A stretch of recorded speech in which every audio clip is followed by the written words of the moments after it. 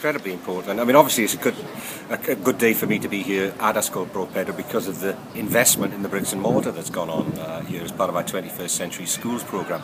But you're quite right, there is something special about Ysgol Bro Pedr. It is the first 3 to 19 through school in the whole of Wales. I don't think this is necessarily a rural-urban issue. I think this is an interesting idea that should be considered in any part of Wales, really. I mean, there are obvious advantages to this if you can make the school operate well. For instance, primary school pupils that might never have had access to subject specialist teachers. And also that sort of divide between primary and secondary, which has been there historically in Wales. Well, necessarily in a place like this, it has to be broken down. And the transition for young people, that used to be such a step between the age of 11 and then going up to secondary school, that's not there anymore.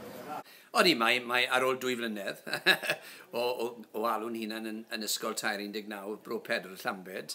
Mae gweld yr Agoriad Swyddogol yn rhywbeth i ni wedi bod yn lled edrych ymlaen iddo fe.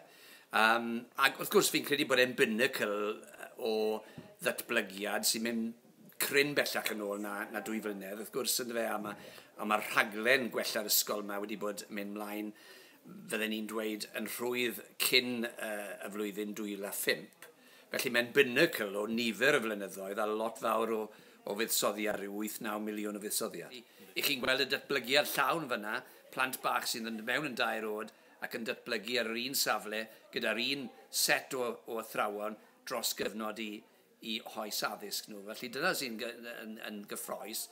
A beth sy'n wych hefyd yw mae gwell dealltwriaeth gyda ni, wedyn ni, o sectorau'n gilydd wrth i ni i gydweithio.